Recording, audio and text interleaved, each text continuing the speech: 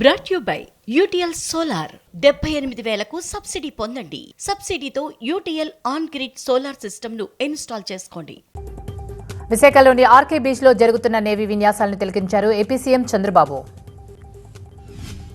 చంద్రబాబు సతీమణి భువనేశ్వరి మనవడు దేవాంశ్ కూడా నేవీ విన్యాసాలను తిలకించారు. అనకాపల్లి జిల్లా సబ్బవరం ప్రభుత్వ జూనియర్ కాలేజీలో డొక్కా సీతమ్మ మధ్యాహ్న భోజన పథకాన్ని ప్రారంభించారు ఏపీ హోంమంత్రి వంగలపూడి అనిత. మా నాన్న మాకు ఇచ్చిన ఆస్తి చదువే అన్నారు ఏపీ హోంమంత్రి అనిత. ఆ చదువే రాజకీయాల్లో తనకు పెట్టుబడైందన్నారు. విద్యా వ్యవస్థలో విప్లవాత్మక మార్పులు తీసుకొస్తున్నామని చెప్పారు ఎమ్మెల్సీ భూమిరెడ్డి రామ్గోపాల్ రెడ్డి. అయితే వెంపల్లిలో మిడ్ డే మీల్స్ కార్యక్రమాన్ని ప్రారంభించారు ఆయన. నంద్యాలలో డొక్కా సీతమ్మ మధ్యాహ్న భోజన పథకం ప్రారంభించారు మంత్రి ఫరూక్. అయితే ఆ తర్వాత విద్యార్థులతో కలిసి భోజనం చేశారు. కూటమి ప్రభుత్వం సూపర్ 6 హామీలలో ఒక్క పెన్షన్ పెంపు మాత్రమే అమలు చేస్తుందని, అందులోనూ కోతలు మొదలుపెట్టిందన్నారు వైసీపీ మాజీ ఎమ్మెల్యే సుధాకర్ బాబు.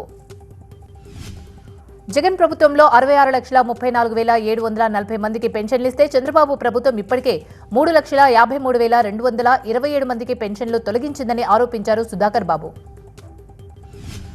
గుంటూరు జిల్లాలోని విజ్ఞాన్ వర్సిటీలో అభ్యుదయ రైతులకు పురస్కారాలు ప్రధానోత్సవం చేశారు మంత్రి అచ్చెన్నాయుడు. ఎమ్మెల్యే ధూళిపాల నరేందర్ కుమార్ హాజరయ్యారు. ఆంధ్రప్రదేశ్, తెలంగాణ రాష్ట్రాల్లో ఆధునిక పద్ధతిలో వ్యవసాయం చేసే రైతులకు అవార్డులు ఇవ్వడం అభినందనీయమన్నారు అచ్చెన్నాయుడు. కాంగ్రెస్ కు పరిపాలన చేయడం చేత కావడం లేదన్నారు కేటీఆర్. ఢిల్లీకి తెలంగాణ కాంగ్రెస్ ఏటీఎంలా మారిందని అన్నారు. తాము అతి విశ్వాసం, చిన్న చిన్న తప్పిదాలతో అసెంబ్లీ ఎన్నికల్లో ఓడిపోయామని చెప్పారు. కేటీఆర్ అరెస్టుపై సంచలన వ్యాఖ్యలు చేశారు కాంగ్రెస్ ఎమ్మెల్యే కోమటిరెడ్డి రాజగోపాల్ రెడ్డి. కేసీఆర్, కేటీఆర్, జగదీష్ రెడ్డి జైలుకు వెళ్లక తప్పదన్నారు. కేటీఆర్ పై పెట్టినవి చెత్త కేసులన్నారు జగదీష్ రెడ్డి. అయితే ఫార్ములా ఈ కార్ రేసులో అవినీతి జరగలేదన్నారు. ఎలాంటి అవినీతి జరగకుండానే ఏసీబీ కేసు పెట్టారన్నారు. అయ్యప్ప దీక్షాపరులు శబరిమలకు వెళ్తూ దారిలో వావర్ మస్జిద్ కు వెళ్లొద్దని కోరారు గోషామైల్ ఎమ్మెల్యే రాజాసింగ్. 41 రోజులు నిష్ఠగా దీక్ష చేసి సమాధి ఉన్న మసీదుకు వెళ్లకూడదన్నారు. ప్రభుత్వ పాఠశాలలు, కాలేజీల విద్యార్థులు స్టేట్ ర్యాంకులు సాధించేలా విద్యా వ్యవస్థలో కేజీ టు పీజీ వరకు మార్పులు తేవడమే తమ లక్ష్యమన్నారు ఏపీ విద్యాశాఖ మంత్రి నారా లోకేష్. చంద్రబాబు ఆధ్వర్యంలో ఆంధ్ర రాష్ట్ర అభివృద్ధి ఎజెండాగా కూటమి ప్రభుత్వం ముందుకు కదులుతుందన్నారు తాటికొండ ఎమ్మెల్యే శ్రవణ్ కుమార్. మోదీ పర్యటన సందర్భంగా విశాఖలో ఇవాల్టి నుంచి 3 రోజుల పాటు నిరసనలకు పిలుపునిచ్చింది ఉక్కు పరిరక్షణ పోరాట కమిటీ. ఈ నెల 8న మోదీ పర్యటనలో స్టీల్ ప్లాంట్ గనులపై స్పష్టత ఇవ్వాలని డిమాండ్ చేస్తున్నారు. విజయవాడ శివార్లలోని కేసరపల్లిలో రేపు నిర్వహించనున్న హైందవ శంఖారావం బహిరంగ సభ ఏర్పాట్లను ఏపీ బీజేపీ అధ్యక్షురాలు పురంధేశ్వరి పరిశీలించారు. 30 ఎకరాల స్థలంలో హైందవ శంఖారావం బహిరంగ సభకు ఏర్పాట్లు చేస్తున్నారు. జేసీ ప్రభాకర్ రెడ్డి వ్యాఖ్యలను సీఎం దృష్టికి తీసుకెళ్లింది బీజేపీ. బీజేపీతో పాటు అనుబంధ సంఘాలపై ఘాటు వ్యాఖ్యలు చేశారు జేసీ ప్రభాకర్ రెడ్డి. మహిళల స్వేచ్ఛ కోసం పార్టీ ఇచ్చి మరో మహిళ ప్రశ్నిస్తే అనకూడని మాటలు అంటారా అని మండిపడ్డారు బీజేపీ నేత సాదినేని యామిని. వయసు పెరగొచ్చు, అహంభావం కాదన్నారు యామిని. మంచిర్యాల జిల్లా బావురావుపేట గ్రామంలో 1,04,00,000 రూపాయల నిధులతో నిర్మించే బీటీ రోడ్ పనులకు శంకుస్థాపన చేశారు చెన్నూరు ఎమ్మెల్యే వివేక్ వెంకటస్వామి. చెన్నూరు పట్టణంలోని ప్రభుత్వ ఆశ్రమ ఉన్నత పాఠశాలలో వసతి గృహం నిర్మాణానికి శంకుస్థాపన చేశారు ఎమ్మెల్యే వివేక్ వెంకటస్వామి. రంగారెడ్డి జిల్లా షాద్నగర్ నియోజకవర్గంలో మంత్రి సీతక్క సుమారు 35 కోట్ల విలువైన అభివృద్ధి కార్యక్రమాలకు శంకుస్థాపనలు, ప్రారంభోత్సవాలు చేశారు. ఈ సందర్భంగా మహిళా సంఘాలకు 80 కోట్ల రూపాయల చెక్కులను ఇచ్చారు మంత్రి సీతక్క. మంత్రి వెంట స్థానిక ఎమ్మెల్యే వీరపల్లి శంకర్, కల్వకుర్తి ఎమ్మెల్యే కసిరెడ్డి నారాయణ రెడ్డి ఉన్నారు. సమాచార వ్యవస్థను బలోపేతం చేయడంలో directorate of coordinated police wireless విభాగం అందిస్తున్న సేవలు అభినందనీయమన్నారు కేంద్ర మంత్రి బండి సంజయ్ కుమార్. ఇకపై ప్రాంతీయ పోలీస్ వైర్లెస్ ట్రైనింగ్ ఇన్స్టిట్యూట్లో ఆర్టిఫిషియల్ ఇంటెలిజెన్స్, సైబర్ సెక్యూరిటీ వంటి అంశాలపై ప్రత్యేక శిక్షణ అందిస్తామన్నారు బండి సంజయ్.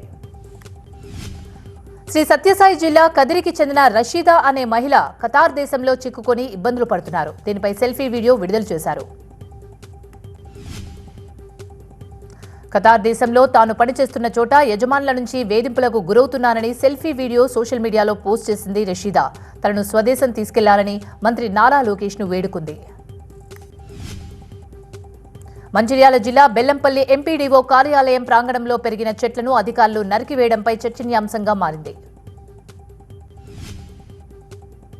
మేడ్చల్ జిల్లా జగద్గిరిగుట్ట పోలీస్ స్టేషన్ పరిధిలోని దీనబంధు కాలనీలో అగ్ని ప్రమాదం జరిగింది. ఓ అపార్ట్మెంట్లోని 2వ అంతస్తులో షార్ట్ సర్క్యూట్తో మంటలు చెలరేగాయి. హామీల అమలుపై సీఎం చంద్రబాబును ప్రశ్నిస్తూ వైసీపీ అధినేత జగన్ ఎక్స్లో ఒక పోస్ట్ పెట్టారు. కూటమి ప్రభుత్వంపై ప్రజలు ఆగ్రహంతో ఉన్నారని చెప్పారు జగన్. వైసీపీ నాయకుల కేసులపై మాజీ మంత్రి కాకాని హాట్ కామెంట్స్ చేశారు. సోమిరెడ్డి అవినీతిని ప్రశ్నిస్తున్నందుకు వైసీపీ నాయకులపై తప్పుడు కేసులు పెడుతున్నారన్నారు. పోలీసులు న్యాయ వ్యవస్థను తప్పుదారి పట్టిస్తున్నారని ఆరోపించారు కాకాని. 100 తప్పుడు కేసులు పెట్టినా భయపడేది లేదన్నారు. సూపర్ 6 హామీలు అమలు చేయకుండా సీఎం చంద్రబాబు ప్రజలను మోసం చేస్తున్నారని వైసీపీ అధికార ప్రతినిధి శ్యామల అన్నారు.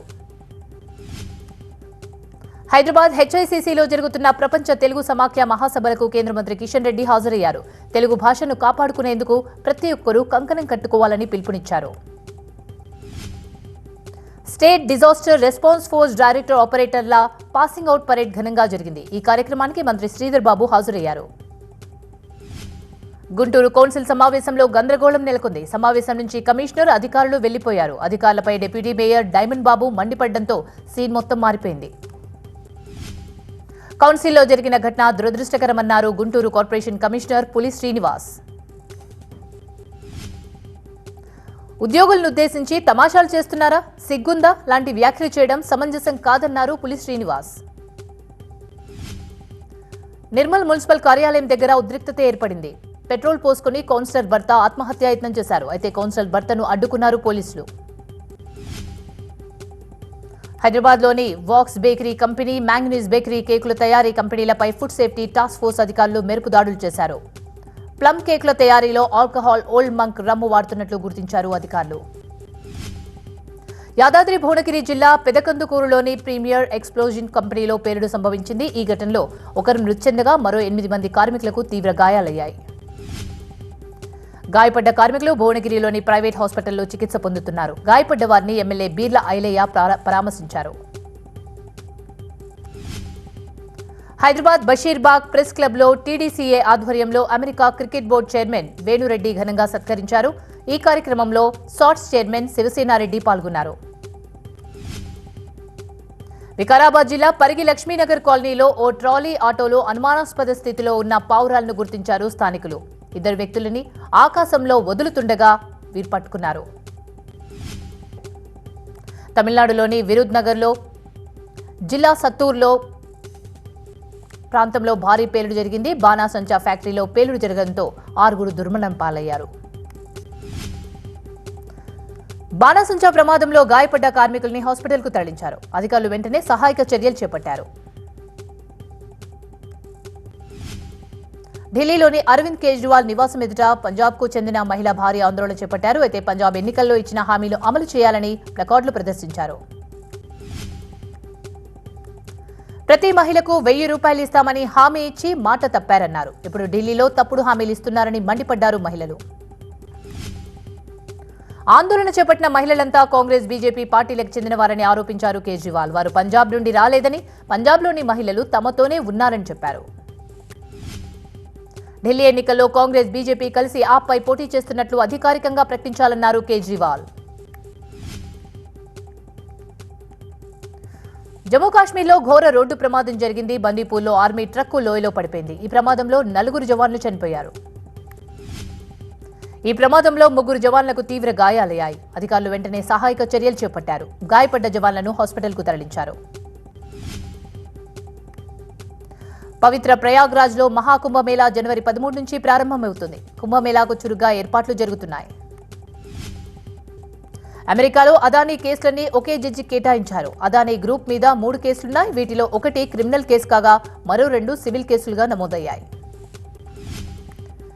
ఇంధన కాంట్రాక్టులు పొందడం కోసం 2029 కోట్ల రూపాయలను అదానీ గ్రూప్ లంచాలుగా ఇచ్చినట్టు అమెరికా ప్రాసిక్యూటర్లు ఆరోపించారు. ఈ ఆరోపణలను ఇప్పటికే తోసిపుచ్చింది అదానీ గ్రూప్. అమెరికాలోని హనోలులో న్యూయార్క్ వేడుకల్లో ప్రమాదం జరిగింది. ప్రమాదవశాత్తు బాణాసంచాకు నిప్పు అంటుకోవడంతో 3 మహిళలు మరణించారు. సిడ్నీ టెస్ట్ రెండో ఇన్నింగ్స్లో 6 వికెట్లు కోల్పోయి 141 పరుగులు చేసింది భారత్. రిషబ్ పంత్ 29 బంతుల్లోనే హాఫ్ సెంచరీ పూర్తి చేశాడు. ఆసీస్ ఫస్ట్ ఇన్నింగ్స్లో 181 పరుగులకే ఆల్అౌట్ అయింది. ప్రస్తుతం భారత్ 145 పరుగుల ఆధిక్యంలో ఉంది. తన రిటైర్మెంట్ వార్తలపై స్పందించారు క్రికెటర్ రోహిత్ శర్మ. తాను ఆట నుంచి రిటైర్ కాలేదని ప్రకటించారు. ఫామ్లో లేనని కోచ్ గంభీర్కు చెప్పానన్నారు. దర్శకుడు శంకర్ వెల్పరి నవల ఆధారంగా ఓ సినిమా చేయబోతున్నట్టు వెల్లడించారు. అది తన డ్రీమ్ ప్రాజెక్ట్ అన్నారు. శ్రీదేవి వీరాభిమానిగా చెప్పుకునే దర్శకుడు రామ్ గోపాల్ వర్మ ఆమె కూతురు జాహ్నవి కపూర్తో మాత్రం సినిమా చేయనని చెప్పారు. శ్రీదేవిని ఏ విషయంలోనూ జాహ్నవితో పోల్చలేమన్నారు Varma. Brought you by UTL solar 78,000కు సబ్సిడీ పొందండి. సబ్సిడీతో UTL on grid solar system ను ఇన్స్టాల్ చేసుకోండి.